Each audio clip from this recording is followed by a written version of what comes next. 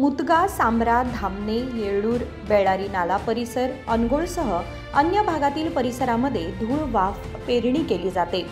वळीवाचा पाऊस झाल्यानंतर बहुसंख्य शेतकऱ्यांनी मशागत करून धूळ वाफ पेरणी केली होती।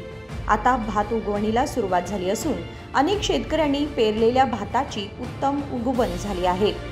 आता त्यामध्ये लवकरच कोळपणीच्या कामालाही सुरुवात करण्यात येणार आहे, असे मुतगा येथील प्रगतिशील शेतकरी भैरू पाटील, शिवाजी कनबरकर, सुहास पाटील, सातेरी पाटील, भाऊकान्ना पाटील यांनी सिटी न्यूजशी बोलताना सांगितले।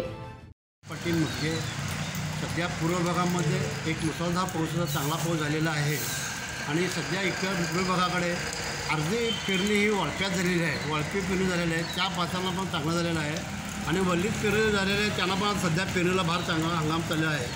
आणि मेन म्हणजे आज हा चाऱ्याचा प्रश्न फार मोठा संपलेला आहे। त्याच्यापुढे शेतकऱ्यांना कामाच्या सुरुवातीला केलेला आहे। दादा तुम्ही दोन शब्द बोला। बोलो हां। आतापर्यंत पाऊस एकदम चांगला झालेला आहे, उसाला पण चांगला झालेला आहे, सर्व्याला चांगला झालेला आहे आणि हे चारा एक नंबर झालेला आहे।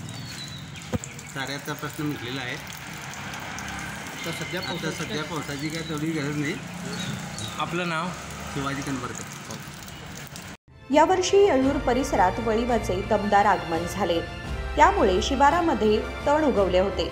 गेल्या 8 ते 15 दिवसांपासून भात पेरणी केली आहे, त्यामधील काही भातांची उगवण झाली आहे।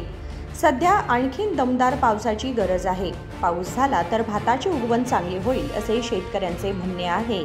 मात्र गेल्या 8 दिवसांपासून पावसाने पाठ फिरवली आहे, तरी देखील शेतकऱ्यांनी ओलाव्यामध्ये भात पेरणी केली होती, त्यामुळे उगवण बऱ्यापैकी होत आहे। महादेव पवार, कन्नड अम्मा न्यूज नेटवर्क, बेळगाव।